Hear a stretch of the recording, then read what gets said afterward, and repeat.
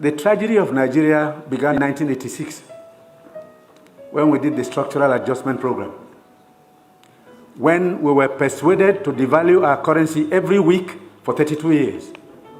When I went to school, and many of you are here, the naira was $1.50. The naira was almost £1 sterling. They came here, persuaded some brilliant men from Harvard and the World Bank that weekly devaluation was wonderful. 32 years of devaluing your currency until we hit 527. And they were still telling us that the naira was still overvalued.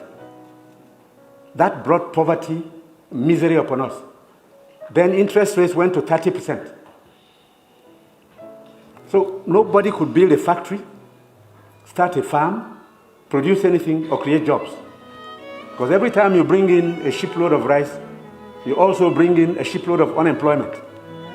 Because you are transferring your wealth to sustain other economies. Somehow, Nigerians didn't notice it.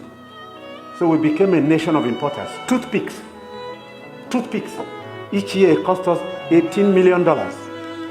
Importing toothpicks. Tomato paste, $400 million. So you talked about tomatoes now. One basket in town now is less than 2,000 naira.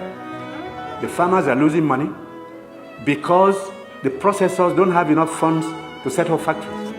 They are going to do tomato paste. It's food-grade stainless steel. You can't just use anything because you'll be putting poison in people's stomachs. 2 factories have started off. I believe by the middle of next year, we can comfortably tell importers of tomato paste to stop. But when you do, you make enemies. Even the rice we're trying to reduce. We have enemies, heavy enemies. People who can kill if they have a chance. Because you're spoiling their business. And let nobody take it lightly. These guys have seized this country's economy. They've taken us hostage. And they have no intention of giving up. Because this is a huge market, a very sweet market. And they have taken control. And I'm saying it because I have been in this business for 41 years and I can tell you some history. Abdoulaye Adamu is here. Import milk, sugar, toothpicks, toothpaste, handkerchiefs, pencils. We don't make. To cure Nigerians of that malady will take a while.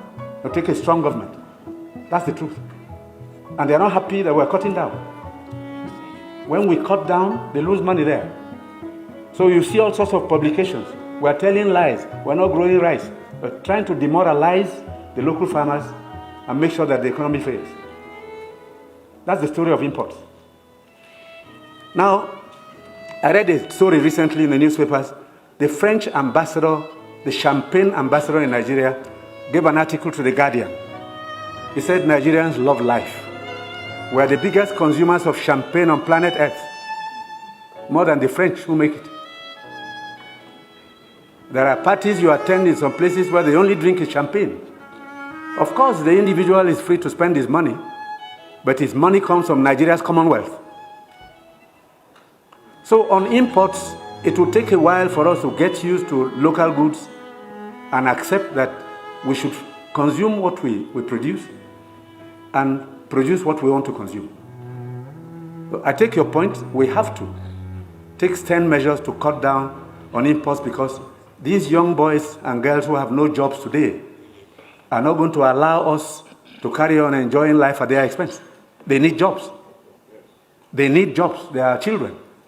They've graduated, they've come back home to begin a second childhood because there's no factory to employ them. And the ministries can't take any more. But somebody is making sure you fail when you want to produce at home.